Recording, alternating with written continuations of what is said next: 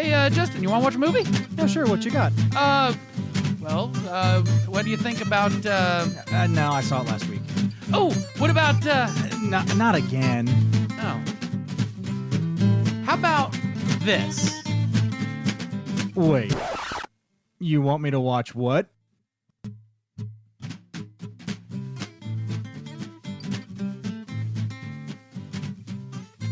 So what did you think of The Gentleman? It was interesting.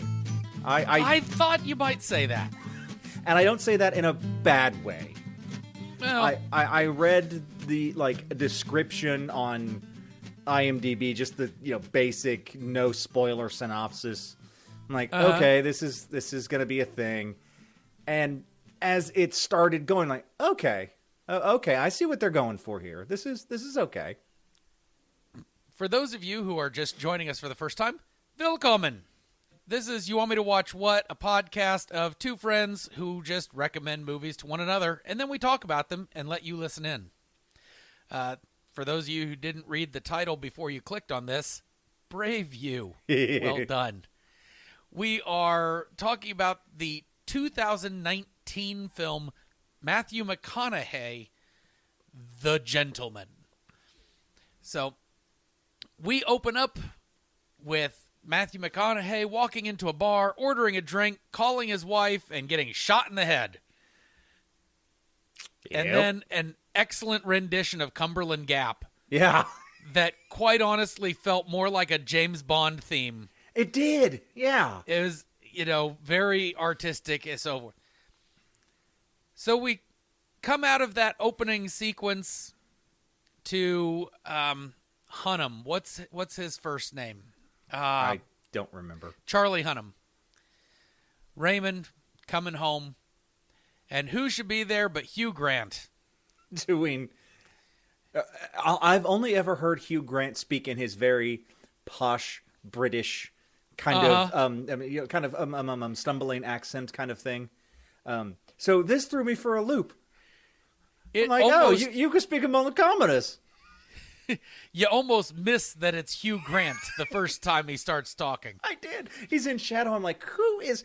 Oh, well done, Hugh.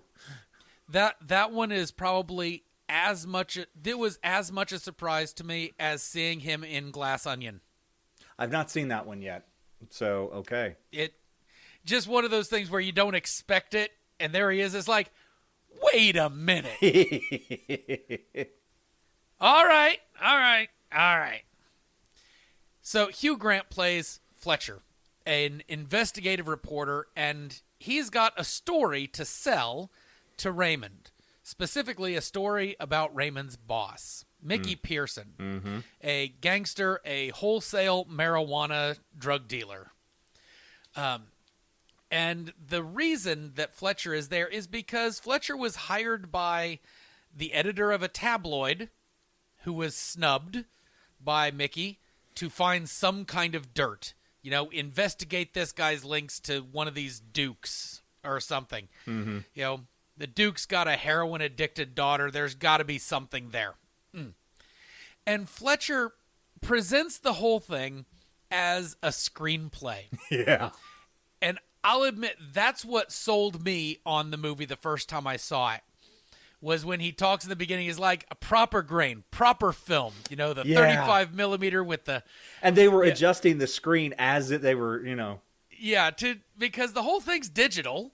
And so, well, I tell you, well done, you. Well done, Guy Ritchie.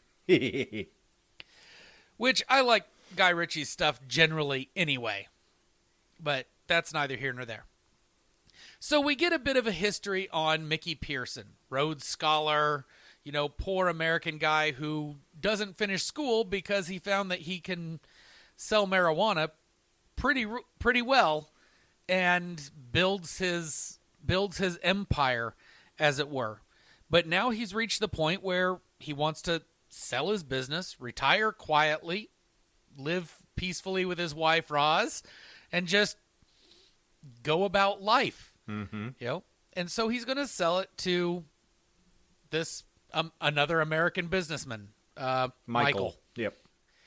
Yeah, because that one kept throwing me. Yeah, between Mickey and Michael, I'm like, wait, what? Oh, okay. Yeah, gotcha. Matthew. It wasn't Michael, it was Matthew. That's right. Because Mickey was played by Matthew. But Matthew was not played by Mickey. No. Matthew was played by Jeremy. Who's on first? Who? Anyway, the plan is to sell the marijuana business, the entire thing, to Matthew for 400 million pounds, and then he's out. And Matthew wants to know, how's this all going to work? How does your operations go, so on and so forth. And what we discover is that basically Mickey has been paying rent to the various and sundry lords and ladies of England, because every generation they lose about 40% of their wealth, their property wealth, to taxes. Mm-hmm. And so they've got these great big stately homes and no money to care for them, and no money to have staff, etc. and so forth. So he pays them rent, $100 million a year, and they let him basically build a gigantic marijuana growth factory farm underground. Yeah. So in showing that to Matthew, the price is there, 400 million pounds, yada yada. And then one of those labs is raided by a group of young toughs. Yeah. 20-somethings, and maybe a couple of 30-somethings, Mm-hmm. who beat up security and steal just a ton of marijuana, and then upload a rap video of their caper online. Yep. Enter Colin Farrell, one of my favorite characters in this whole thing. Yeah. Who is the coach. He has no idea what's going on. Our introduction to him is he's getting a sandwich at a deli, and a bunch of punk kids come in, and he starts playing the dozens with them without them even realizing what it is. Yeah. Why does it smell like wee in here? Step back, son. You got your mouthwash confused with the cat piss. And then he gets that call, is like, you've done what with my van? Yeah. And he shows up to find that, oh no, they have stolen just crap tons of marijuana. And it happens to belong to Mickey Pearson, who is the marijuana drug kingpin in the area. So we've got our story beats. We've got Fletcher with the story. Mm-hmm. We've got Mickey and wanting to sell things. We've got the coach who's now got a bunch of idiots that he's taken kind of responsibility for. Yep. And then we've got Dry Eye. He is the Chinese gangster in this, who works for Lord George, who is trying to supposedly undercut Matthew, or overcut, I guess. He's trying to buy out all of this business. Yeah. Skipping around a whole bunch of stuff, which you should definitely watch, in my opinion. Oh, yeah. There's that, just a lot to go over. There's a lot to go over. Is that Dry Eye was working with Matthew to try to drive the price down on the drug empire. You get Mickey gets raided. He's got to shut down and move a whole bunch of stuff. It's interrupted a whole lot of the process. Therefore, things go south. And all of this is being narrated by Fletcher in this very Cockney slang heavy thing. Watch it with subtitles to make sure that you get it. I didn't, but I also have listened to a lot of Cockney accents over the years, so I just kind of I knew where he was going. You get to it. It's not awful. It was No. easier for me with the subtitles, I'll say that. Fair enough. So, and by the way, I'm skipping a whole bunch. Like, Oh, yeah. I'm skipping the whole the heroin addicted daughter bit, Uh-huh. which comes into play later, but you need some extra stuff. Anyway, so Dry Eye is in league with Matthew, the businessman who's going to buy things, and Dry Eye basically has his boss killed in order to keep things there. He then tries to arrange, or someone tries to arrange, Mickey's death. And that's the scene from the very beginning, except his bodyguard, Raymond, the guy that Fletcher's talking to, stops it. The gunshot and the blood we see came from Raymond doing his job and doing it well. Yeah. Mickey was on the phone with his wife. He loves his wife. Oh, yeah. Adores his wife. And there is this mutual attraction and seeming respect between the two of them. I mean, it's not an imbalanced relationship. No, definitely not. But he hears kind of a scuffle, and he hears that there's something going on with his wife over the phone. Uh-huh. And so he goes to get her and finds Dry Eye assaulting her. Yeah. After she had already shot his 2 men. Yeah. Unfortunately, she had a 2-shot Derringer. Yeah. And so once the 2 shots were done, she was a bit out. This, I will say also, was probably one of the most satisfying scenes to me. When she's looking at the door and suddenly her facial expression changes. Yeah. Because she's not been violated at this state, and she sees him and she's like, everything's going to be fine. Yeah. And she stops resisting, which causes Dry Eye to look over at the door, and you see just this hitch in his entire being as he realizes what's about to happen. Yeah, she looks over and says, "Oh, hello, darling." Hello, darling.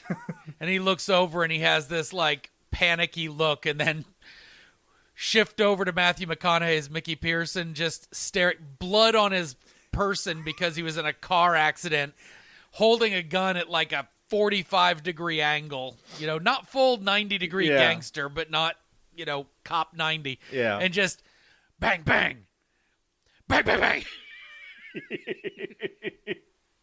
So all this then wraps back to Fletcher ending his story with Raymond.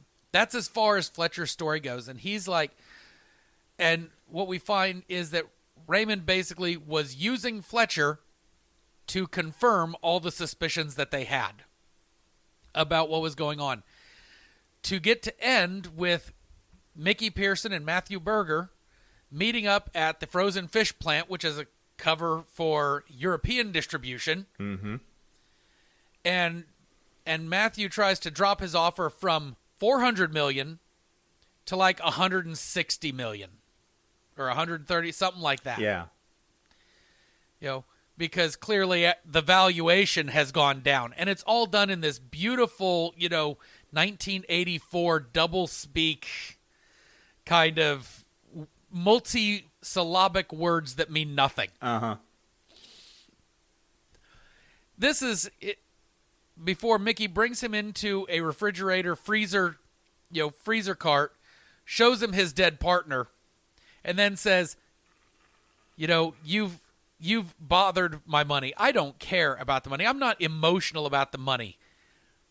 But someone came after my wife. And so for that, you're going to pay me the money. And then he hands him a fillet knife and says, and a pound of flesh. And I don't care where you get it from. And if you find yourself squeamish, Bunny here is very good, and he'll take it for me. Uh-huh. It is cold. Oh, it's just ice cold. So Coach comes in, and because Coach has the funniest scenes. Oh, yeah. Colin Yeah. Farrell.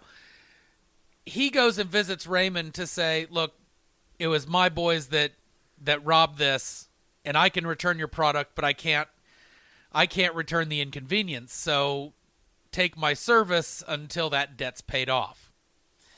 And so he asked for help basically 3 times. First, find out how your boys got the information about where things were. That part was done. Yeah. Fuck. Yeah. Great. PHUC is the guy's name. Yeah. And it just, a longer amount of time than is reasonable or prudent is spent on the two of them talking about that. But it's not so long that it goes into like Family Guy joke territory. It's still funny the whole time. Yeah. Yeah. So there's that part. The second part was taking care of that newspaper editor. Mm-hmm. You know, that guy is causing a problem for Mickey. So they kidnap that guy, drug him, and then film him having coitus with a pig. Yep. Which leads to this wonderful statement, this will be with me till I'm dead. Yeah. This is nightmare fuel. You can't unsee this. I can't unsee this. The third one is to find all of the proof that Fletcher had, and Coach is like, and I'm out, right? You can't keep coming back to this well. But each time he's on is just glorious. And then it turns out that there was a fourth thing that just shows up. Yeah. And Coach takes care of it, looks at Raymond, holds up 4 fingers, and then walks away. Almost like to say, you owe me one. I don't want there to be a sequel, but I kind of want a movie about Coach. So that is a really long synopsis, but I'm not ashamed of that. I believed every single character in this. Oh, yeah. Absolutely. Matthew McConaughey as Mickey Pearson was so wonderful because he had done rom-coms for so long. Mm-hmm. It was basically just an eye candy thing. And then he basically just stopped taking those for a while to do other things. And in this one, he's got just the right amount of age on him to be an established drug dealer, mm-hmm. you know, in this kind of world. And it's just, his eyes are cold. His bearing is very professional and aloof, except when he's with his wife. Yeah. And it's so flirty and wonderful. Yeah. But he still has enough of that handsome quality to not look out of place with the hoi polloi, you know, the lords and ladies. You know, he doesn't look like your typical, quote, American drug dealer. He is a very proper man, but you can see it in his eyes that he's done shit and he's not afraid to do more shit. And he does. Yes. A couple of times in this movie. Uh-huh. But that's part of going to Oxford. He might not have graduated, but he went to Oxford. Mm-hmm. So like I said, I don't think anybody in this did a bad job. I love the way it's shot. Yeah. The movie is shot in this very classical gangster type thing. There are lots of slow shots. There's some very fast ones too, and there's a couple of chase sequences that use the shaky cam thing that they feel out of place almost when they show up. When Raymond has to chase down the kids with the phones. Yeah. You know, which we're not going to get much into. No. A couple of those are nice and they're very smooth and but some of them are just that pre-steady cam thing where it's just like, ooh, everything else on this has been very dolly driven or very rails. You know, It's very, and then that happens. It's like, I wish they had framed this differently. Colors are on point. It looks like the kind of movie it's meant to be. And I realize that's a very circular, vague thing to say, but when you see it, you'll get it. Yeah. Again, like I'm going to say, Cumberland Gap, that opening song, perfect. Absolutely perfect. Yeah. It set the tone for the rest of that. It did, yes. So I don't know what else to say. I mean, I will speak the praises of this for a long time. So I need you to break me up here and talk some more about what you're thinking. What got you, what didn't? Well, by the end of it, the whole thing had me. I was good with everything I had seen. When I finished, there wasn't any part of that movie where I'm like, okay, or I didn't. No, I was all in. It was a little slow at first with the opening scene and then the big James Bond-esque credits. I'm like, okay, here we go. Just wait. Good song, but waiting. Mm-hmm. And then once Fletcher shows up and starts talking and actually lays down a script, like a no-joke manuscript. Bush. Like, okay, this is interesting. And then we start, piecing everything together to get up to where I'm like, okay, we're filling in stuff now. Now I see where this is. Okay, I'm cool with this. And one of the bits that I really enjoyed was when Mickey was talking to Matthew about how it is difficult to grow marijuana in England because not only do you have, police helicopters and Google Earth and stuff like that, but the British community at large has kind of a right to walk wherever. You got the hikers, the bird watchers, the people who are calling, the homeowners association if somebody doesn't have the right permit to mow their lawn. Everybody's always up in everybody else's business. And so you can't just plant, grow marijuana any old where, which is where it comes into. He pays rent for what on the outset is a storage unit on, this lord's land, just kind of out in the back 40. You go in it, secret hatch, and then massive underground complex. So I'm like, okay. But the lead up to that, where he's discussing all of the idiosyncrasies of British culture and how they do things over there, I'm like, okay, yeah, they took their time to kind of read up on it and explain it in such a way that it makes sense. Like, okay, so that part I really enjoyed, that whole synopsis thing. Mm-hmm. I really did enjoy Colin Farrell as Coach.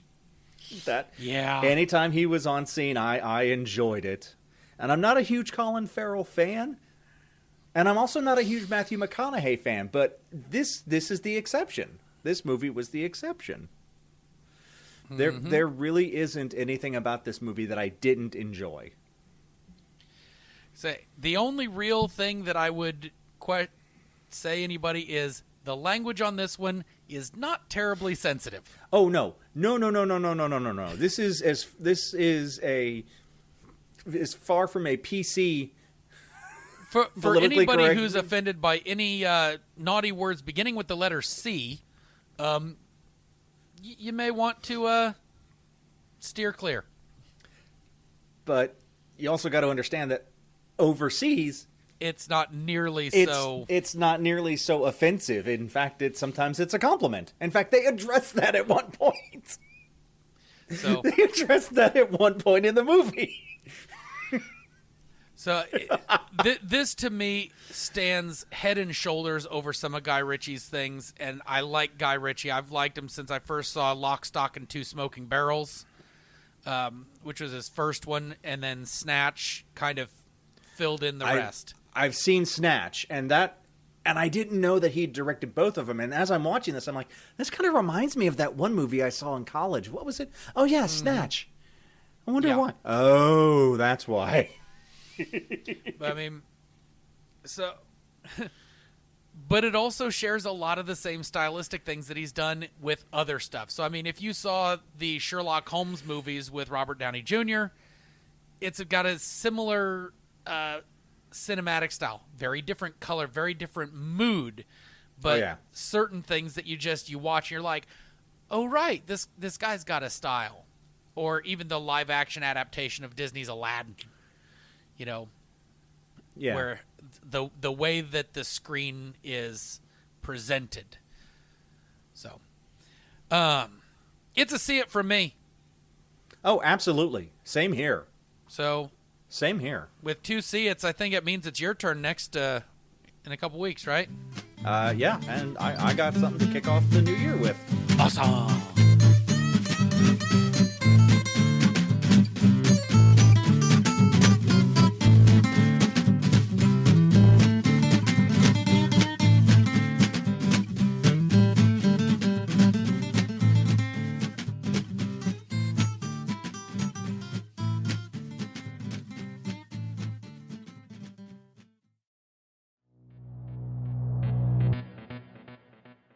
Hello, meat popsicles. Why don't you grab your multipass, a drink, and come sit with us?